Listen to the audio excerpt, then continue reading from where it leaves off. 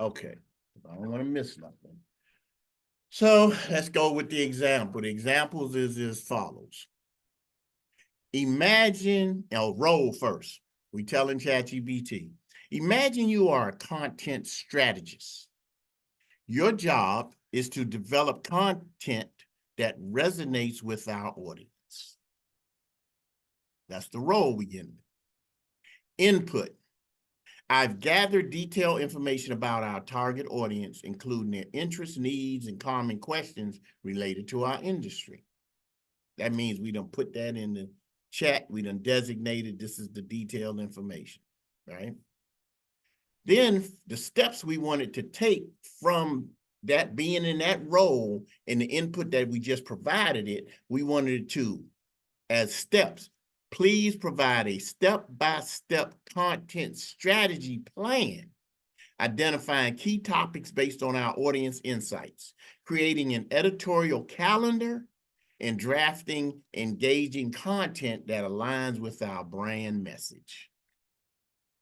Expectation. The aim is to increase our blog monthly visitors by 40% and enhance our brand's position as a thought leader in our industry. That's what we want to do with that framework by getting it to identify itself in a role, giving it the input, and then telling it to give us a step-by-step content strategy plan, and telling them why we need or how we want that plan to be given to us and what the expectation is, meaning this is the reason we want you to do this and provide me the content in such a way that I get this desired result.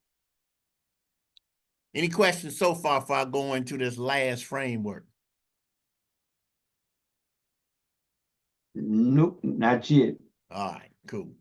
So let's go with framework number 6, which is hold up. Let me back up. You got roles, input, step. What was E? Expectation. On the right, expectation. Okay. Yep. E is usually always expectation. Okay. Or example. For example. Yep. Remember in the other one we had we gave it an example of what we was looking for. Gotcha. From yesterday. Gotcha. Right. So anyway, number 6 is trace. TRACE.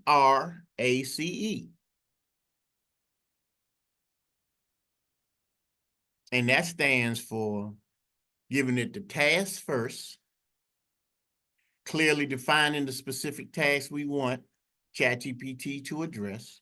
By presenting a well-defined task, we direct ChatGPT's focus towards generating relevant and goal-oriented responses.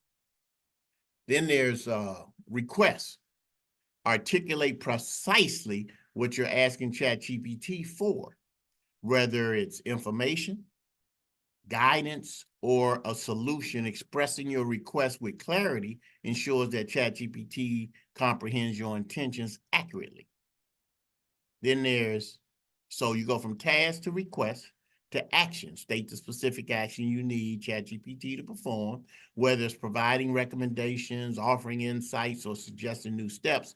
Specifying the action empowers ChatGPT to deliver targeted and actionable response. Context, of course. Where's my phone at? Oh, okay, context. Offer essential context or relevant details about the situation in which ChatGPT's response will be applied. So by providing the context, we enable ChatGPT to craft responses that are contextually aware and align with our specific scenario. And then, of course, last but not least, in this particular instance, the E is for example, right? So by having an example, that enhances our prompts by including an illustrative example related to your request. By providing an example, you provide ChatGPT with a reference point, further guiding it to generate responses that align with your requirements. So that's what the framework of TRACE is: task, request, action, context, and example. So let's do an example of what this means. We're talking to ChatGPT now. Task. Your task is to create an engaging email marketing campaign. Request. Can you assist in the development of compiling subject lines and body copy? Action. We need you to draft a few examples of these. Context. This context is our upcoming end of year clearance sale, targeting our existing customer base. An example. A successful real-world email campaign was Warby Parker's "Uh-oh, your prescription is expiring" campaign. That's them glasses, right?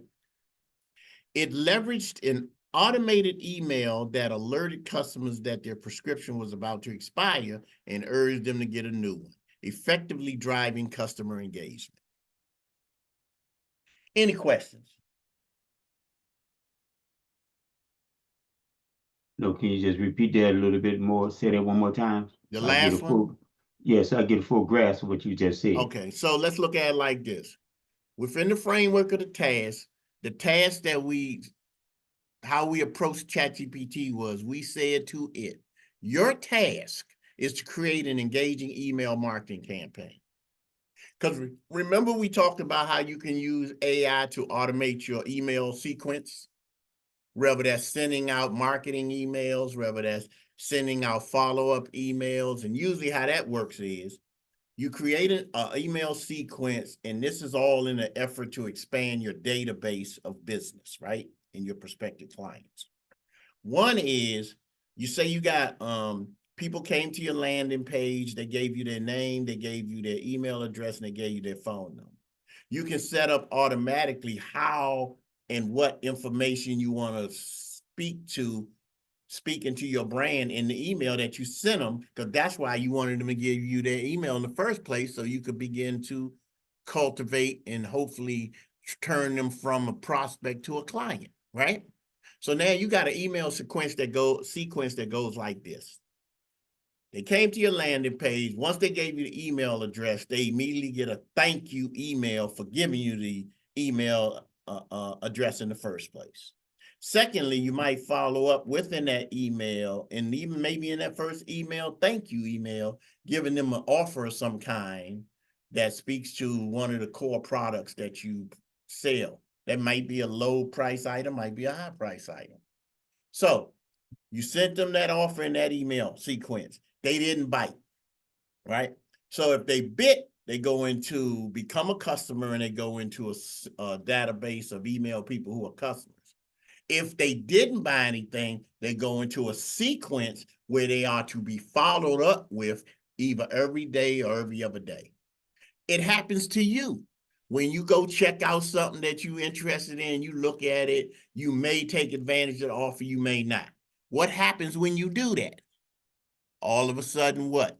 Because you gave them your name and email address, your email pops up with offers and them speaking to you like they've known you all the time. Hey, we doing this, or that, and the other thing. So you've all experienced that, right? Yeah. That's automated, right? It ain't like that person sending out these emails. They automated the process. Imagine if 100 people, 200, 300 people come across your website and they like what you're talking about. You might have gave them a free gift or whatever. You might have gave them some information or some kind of 5 reasons this happened. And they interested in reading what that is. So they gave you their name, email address, and phone number. Now your email sequence kicks in and starts taking them through the sales process, the marketing process. All that's automated, right? So that's what this is. What you're saying to ChatGPT is to create an engaging email marketing campaign for you. So we clear on it now? I'm good. On that part. Yeah, right? I'm good. So now that you got created the email marketing campaign, you want it to assist you, and this is the request part. Can you assist in the development of compelling subject lines and body copy? Subject line is the title of the email. Body copy is the dialogue or the text that's within the email. You following me? Okay. Now, context. This context is our upcoming end of the year clearance sale, targeting our existing customer base. So in this context, it's saying, don't send this email to the people who didn't purchase. It's telling you specifically this context is for upcoming end of year clearance sale, and it's telling you targeting our existing customer base. So now you done told ChatGPT, don't create the sales examples for somebody who hasn't bought. Send this to our customers who are already in the database of customers and not prospects. And remember at the beginning, I said the sequence, some people will go in who become customers go in one database, and the people who are to be followed up who are not customers go into another. And what that means, that separates how the sequence automatically operates to reach out and doing either your marketing effort, or remember early on, I told y'all about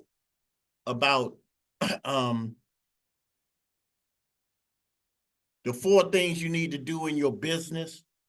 Once you generate leads, you convert those leads, then you create a continuity program or a customer ascension path, and then a continuity program. 1, your email sequence is generating your leads for you.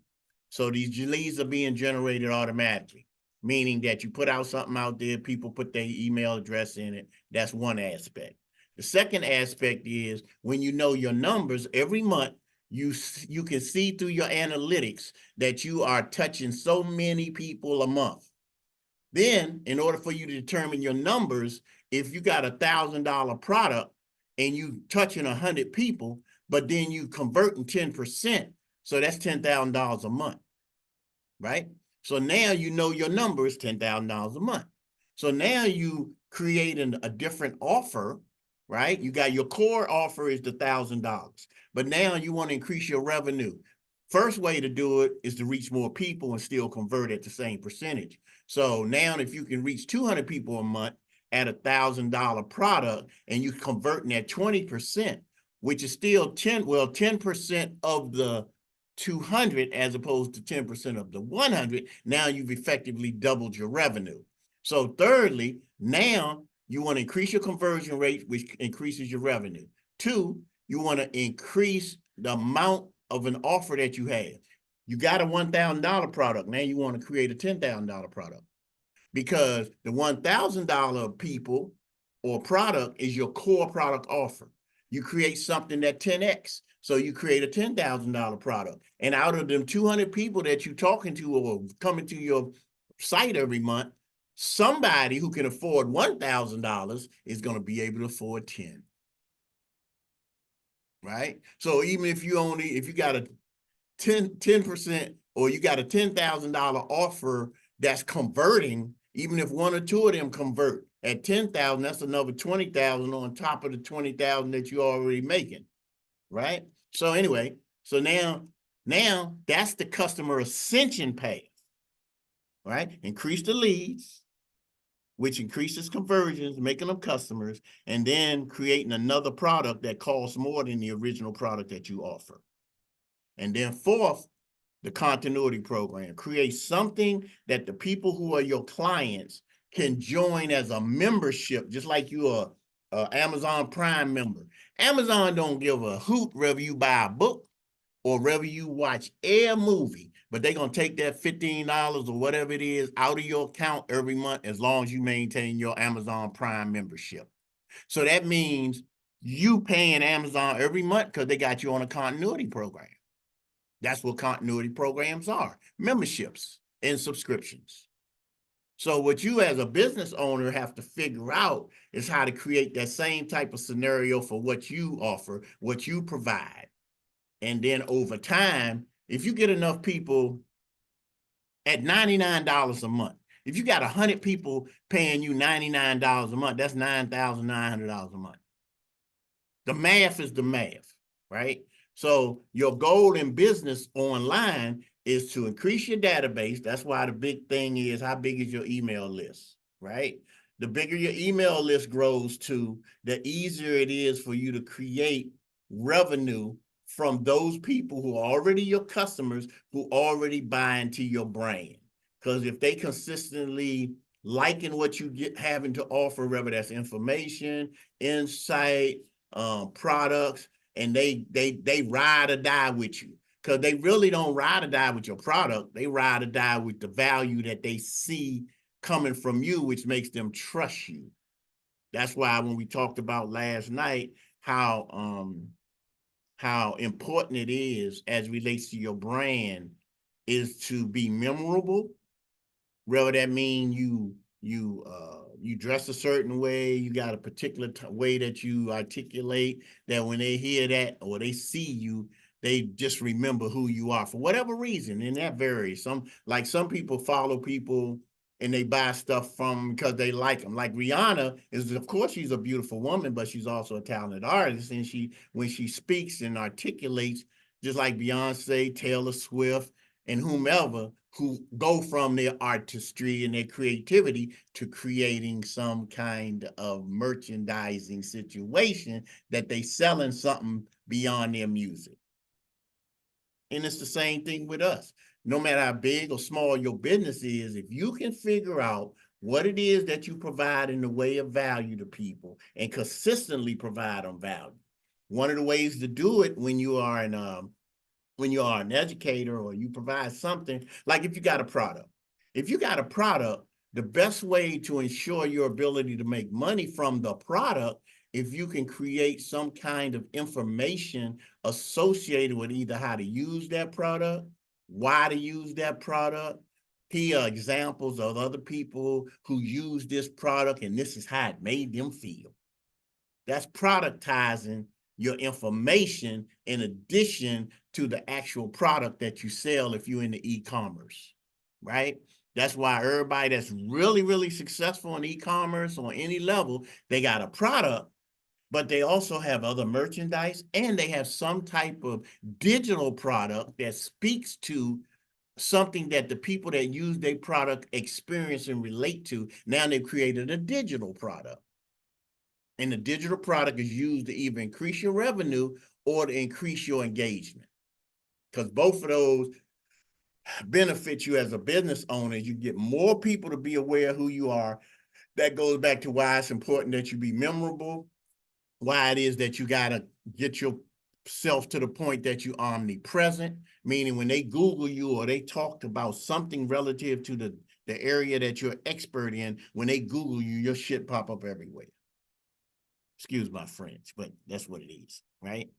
So memorable, omnipresent, and really having something of value to a particular group of people. Whether that's you got something that's valuable to women, you got something that's valuable to men, you got something that's valuable to children, you got something that's valuable to seniors, you got something that's valuable to some group of people, whether it's as it relates to their ethnicity, their gender, their interests, and you create a whole tribe or group of people over time so that you get to the numbers, right?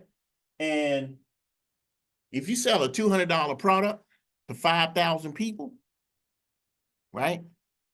That's $1 million. If you sell a $20 product to 50,000 people, that's $1 million. If you sell $200 product to 5,000 people, that's $1 million. If you sell a $2,000 product to 500 people, that's $1 million. If you sell a $2,000 product to 500 people, if you sell a $20,000 product to 50 people, that's $1 million. Right. You just do, the whole thing is you building to get to the point of executing on the math, the exchange, the transaction between X amount of people and the amount of your product, service, or information, and you figure out over time how to move masses of people. And when I say move masses of people, because of your brand has expanded to the degree that you got all these people aware who you are, and now you got a product that all of those people want to tap into. And the movement that you want from the masses of people is them swiping their credit card or going in their pocket and give you money. Or Right. referring other people to give you money. That's what affiliate programs are about, right? So when we're talking about all of this is with the intent to find a means by which, as in, like from the standpoint of being an actor or a creator or a producer or writer or whatever it is that you do that you're interested in doing within the context of entertainment, in the context of providing value as a creative, whether you're a writer, singer, a salesperson, if you understand the fundamental principles of what makes millionaires online and you actually execute, once you figure it out, and the beauty about AI is you can automate the entire fucking process if you understand it and you've identified the niche, you've identified your product, you've identified your service, and you've identified your creative capacity to keep being innovative in what you provide to the audience as a digital product. And all of that comes from your imagination. So it ain't like you with a product, you got to identify a product, you got to figure out how to get the product in the hands of the customer. With a digital product, you just got to figure out what the value is in the digital product that you create and create as many digital products as you can that speak to a specific audience. And hopefully over time, one of those or two of those products will be those products that sell ongoing. Hopefully you get your book to selling at least $10,000, $20,000 a month. Hopefully you get your blog to be downloaded X amount of times. Hopefully you get your videos that you create on YouTube and Instagram and TikToks for people to viralize your content. And then you have an opportunity to make real money quickly. That's a little side of the subject, but my whole thing with ChatGPT, it allows you the capacity to create faster, which increases your productivity, which in effect increases your ability to create the content. But the beauty of it is it can be applicable to your operation. Everything from create, just like we talking about the email campaign, utilizing this particular framework, right? We could also be talking about the other frameworks that we talked about that contribute to, number one, your marketing. Number two, your sales copy, your customer follow-up, your customer acquisition, your leads. Then behind the scenes, then we talking about your ability. Let's see, let me simplify this. To simplify it, when you look at your entire operation online, you definitely got to create leads or you can't create customers. Once they customers, you got to create means by which to keep the customers engaged by providing them additional products that they'd be interested in, both based on the reason they became your customer in the first place. Then you got to create continuously generating new leads to keep that funnel filled up with an opportunity to create more customers. Then you got to provide a way by which those customers will continually stay your customer by you being creative in what you're putting out in the marketplace.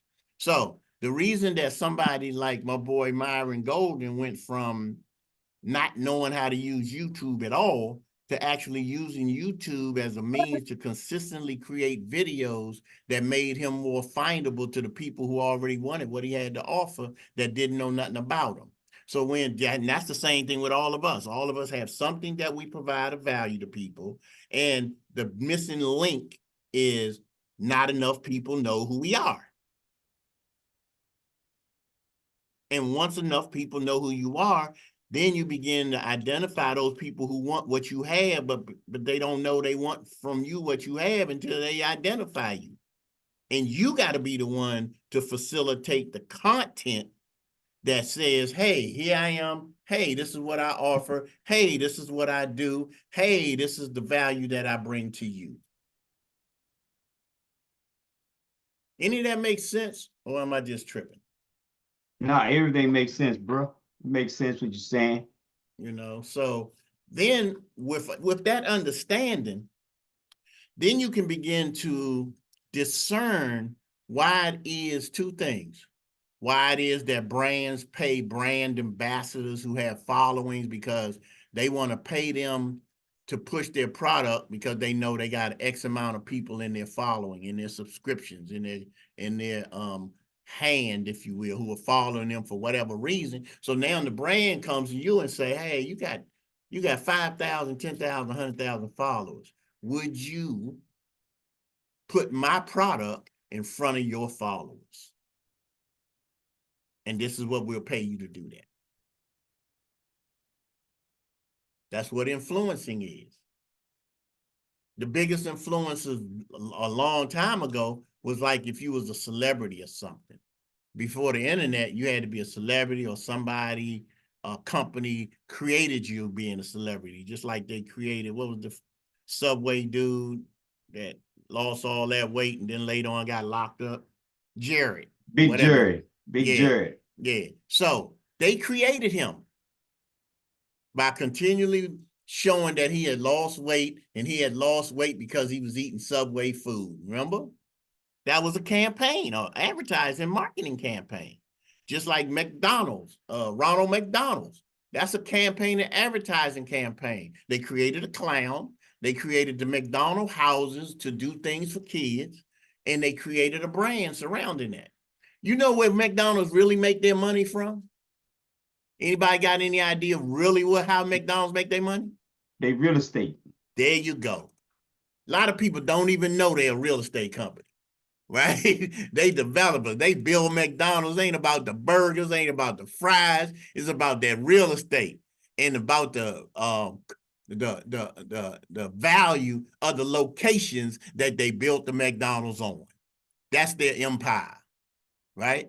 Same thing with my man Walmart. Walmart, yeah, they sell you clothes, and he had this idea of, I don't want to make more than, what was it? I don't want to make more than 30% on any product that we sell so we can keep the cost of the item low for regular people.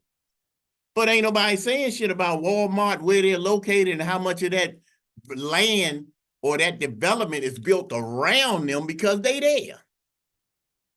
Right? So, it's like you really got to understand, and that comes from research and paying attention to the business moves that's being made, that sometimes they'll tell you we about this, but in reality, we about that. But if we tell you, hey, we about this real estate development and we about acquiring these specific locations in the inner city where a big volume is, you might not look at it like, well, I'm going to contribute to that.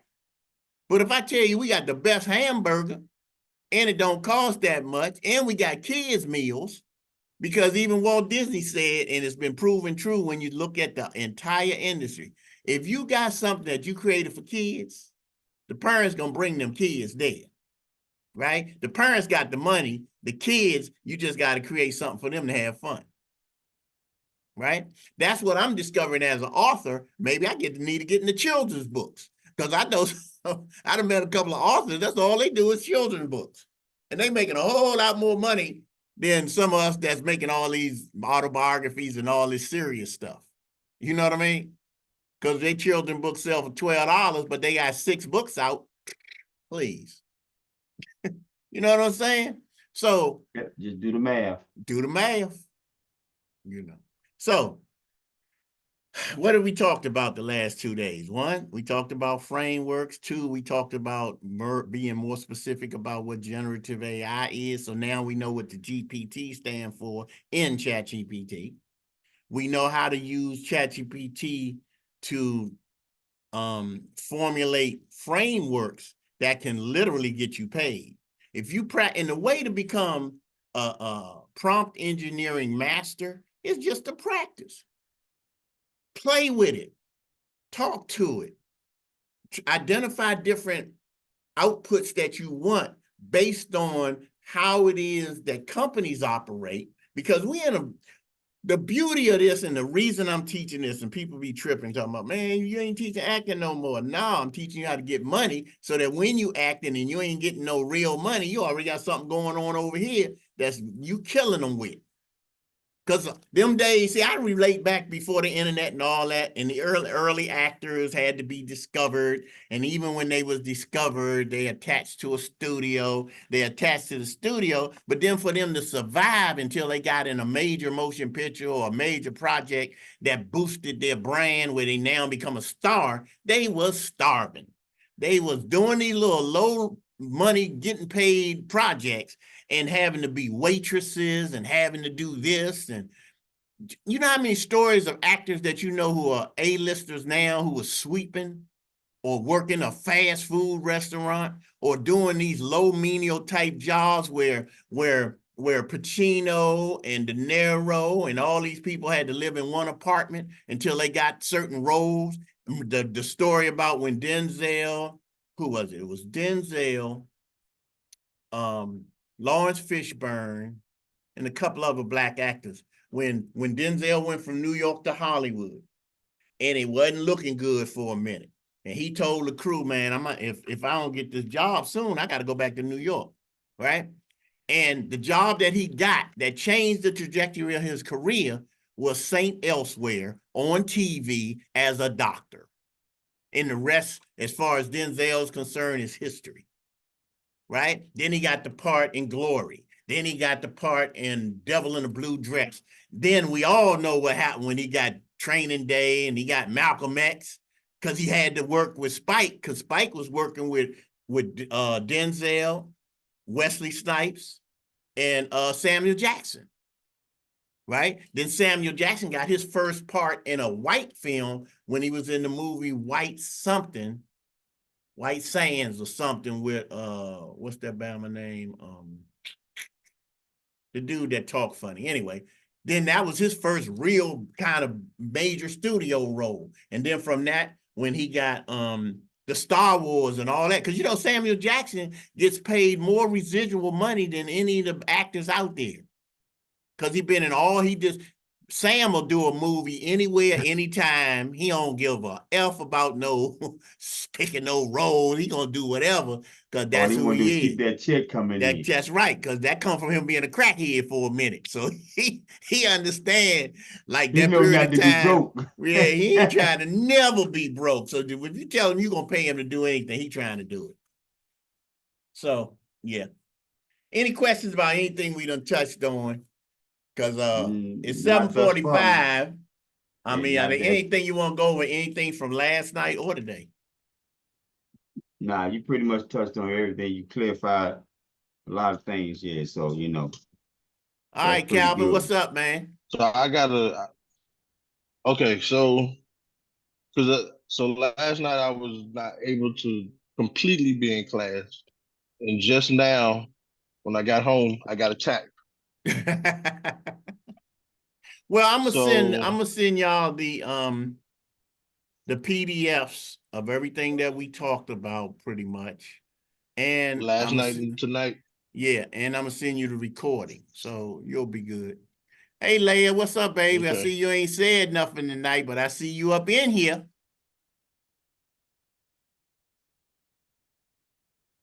Let me know you there. Where you at? She must have stepped off for a second. All right, cool. All right, so if there's nothing, then I'm gonna end the class early so I can get up out of here. You pretty much good. Let me see. Let me go over everything Yeah, again. yeah, because I want to make sure y'all don't leave here being confused about No, nothing. no, no, no, no, no, no, no, no. Let me see that I got everything that I need. Alternative, Egyptian purpose programs.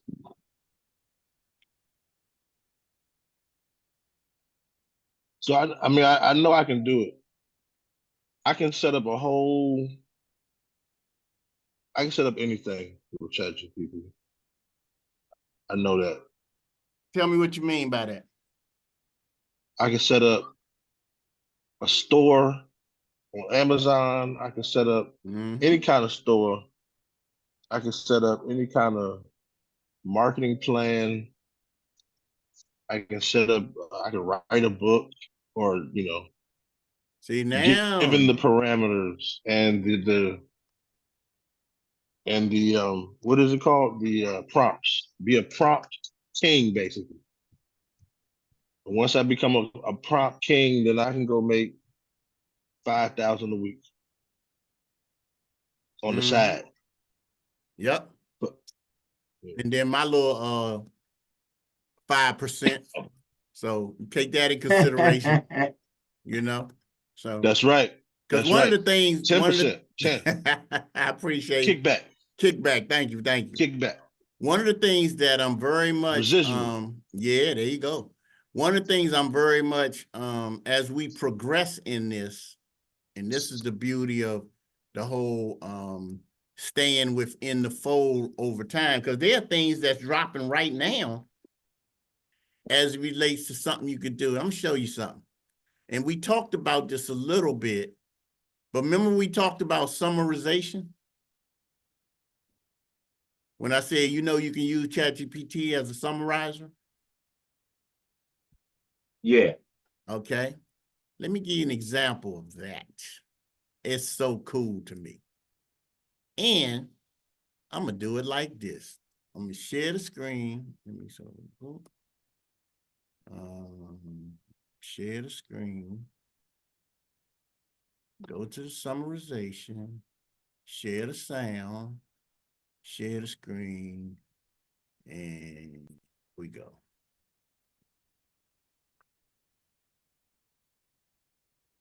Sometimes Okay. Trying to. there's just too much information to sift through, and it can be hard to know what's important. Whether you're a student studying for a test, a busy professional trying to keep up with industry news, or just someone who wants to stay informed, it can be challenging to know what's important. That's where ChatGPT comes in. It can read through all that information and pick out the most important parts, then summarize it in a way that's easy to understand. For example, if you're a student studying for a big test, you can input your notes into ChatGPT, and it will summarize the most important information for you. Let's say you're studying for an history test about the occupation of Czechoslovakia.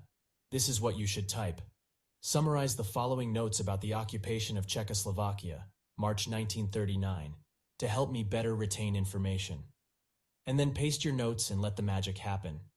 You can even take it a step further and ask ChatGPT to write it in bullet points.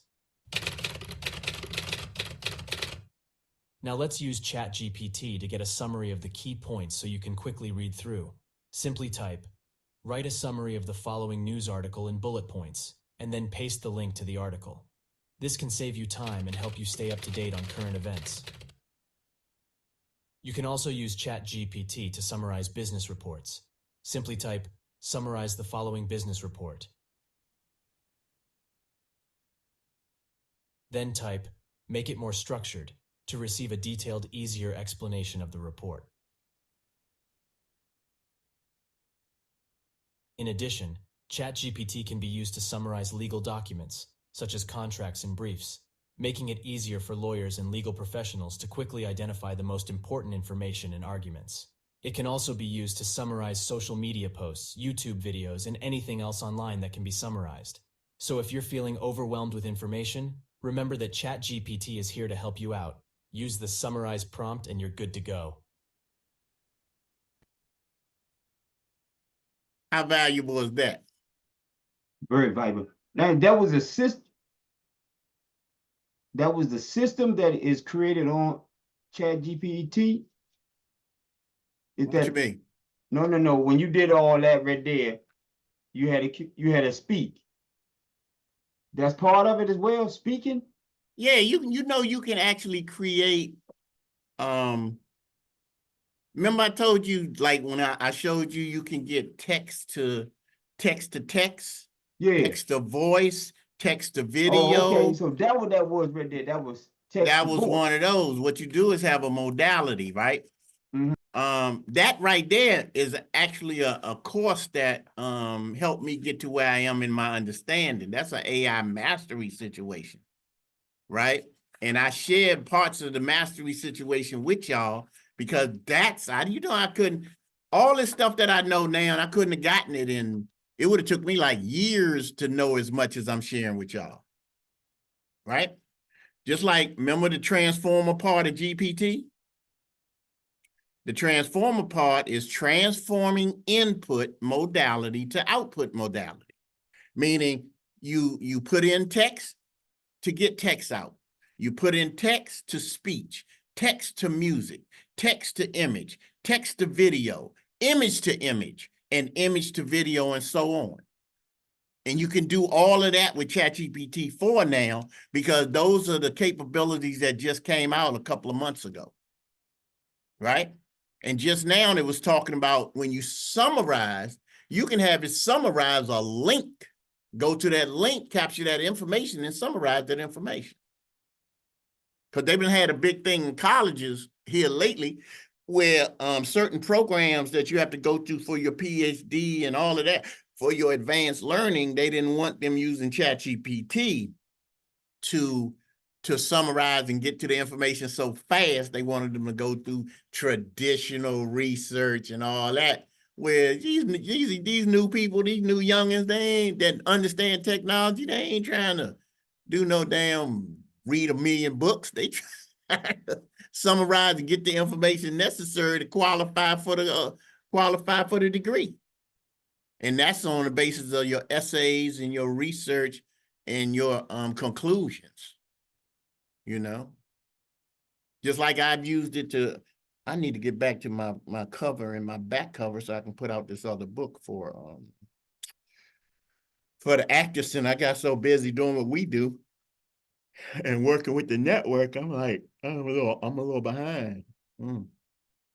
But that's what we call opportunity overload. You know, it's like sometimes you do so much that, you know, you don't get everything done. It's hard. But that's just my story. Everybody don't have that story.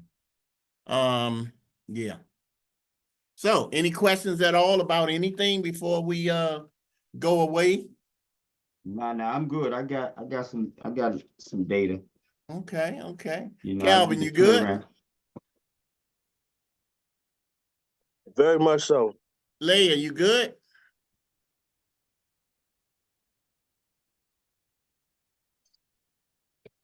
Yeah, okay. She must have came in and went to sleep. All right, y'all. I see y'all possibly next week. And the reason I say possibly, I just been asked to be in this project, so I got to find out which nights their rehearsals are. I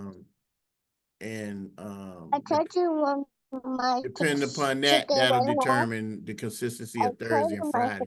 I might have to go back to every 2 weeks just so I can have a week off to do some other stuff. So I'm gonna think about that. So keep that in mind, the connector. Hey, bro, man, I keep that in mind, bro. Yeah, because no problem. I don't want to overload people with the every week thing. Because Well, I can get deeper and deeper every week. But well, yeah, I feel you, man. You know, it's kind of like blending into my class as well. You know what I'm saying? Because I teach the DeFi class, you know, on Tuesday and Wednesday. So you teach the what kind of class? Decentralization when it comes to cryptocurrency. Oh yeah, you've been using it, huh? Well, yeah, that's what I master in cryptocurrency. Right. Yeah. You know, I teach a trading class on Tuesday, and Wednesday I teach a DeFi class, which I'm gonna switch up. I'm just gonna do the DeFi class on Saturdays. I just created a workshop.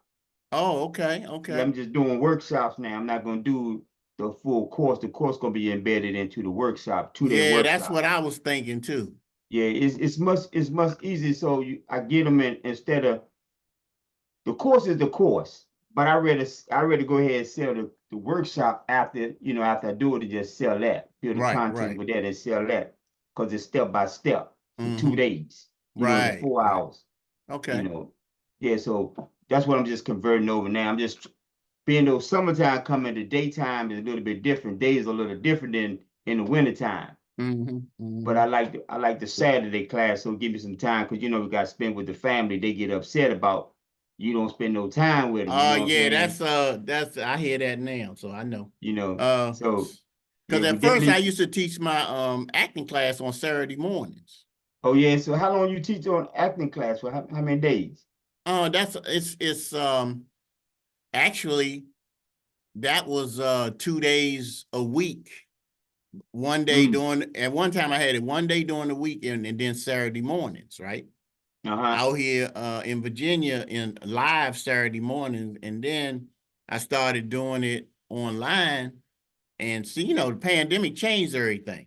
Oh yeah, yeah, And yeah. then I was able to, it's comfortable for people. They ain't got to leave their house, blah, blah, blah, except if we doing a show or we working on something, Mm-hmm. So I am going to reevaluate how much time, because I'm giving a lot of value. I just can't help it.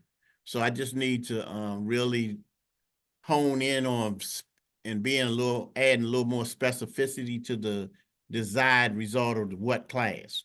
Because I might have to go back and separate my acting class again. Because what happened was, for me, the level that I teach in acting, once they get to a certain point, it ain't about what I teach them, it's about what they do, right? Right. Right. So once you understand the principles of acting and you understand the authenticity of the necessity of your performance, then that's all about what you're willing to do when you're not in class, not what you do in class. It's about whether you rehearsing, whether you learning your monologues. I teach everything you need to know to really become a professional and really good at acting. Because for me, that's easy, right? So Mm-hmm. then I started thinking in terms, well, how can I teach them something that they can make real money from? Right. Right. And that's where this came into play. When I start beginning to recognize, because see, I'm an entrepreneur in my other life. So I got my company. I'm a part of companies. I'm a part of certain equity positions in various investment opportunities that haven't quite panned out the way I would have liked them to fast enough. But Mm-hmm. with all of these activities, you're around people in the business who are making Or millions. at all. Just to throw that in there. Or at all. Back to the speaking. I'm sorry, Bob. At all. So what happens is you have to come up with various, like, it's same thing when you look at when you really know the industry, right?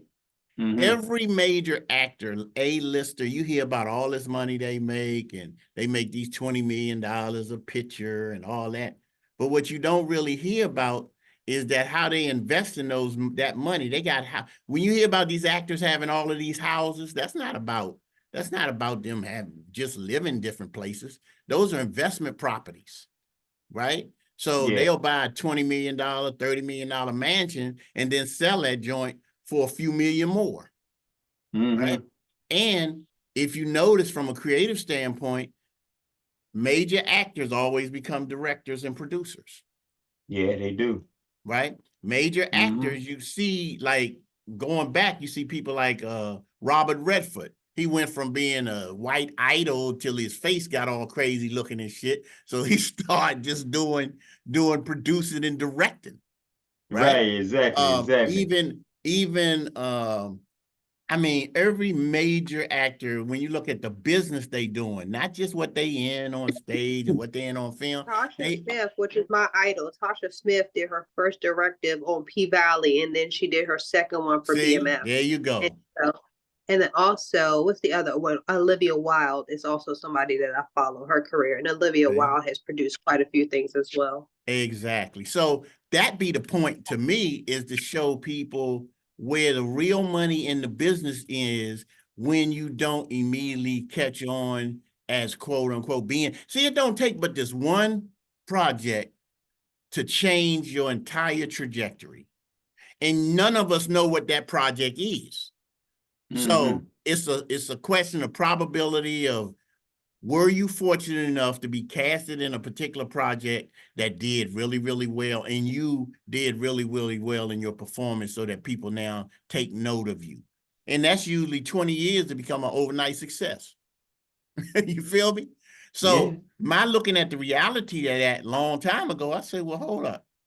When my acting coach said to me, the only way you could actually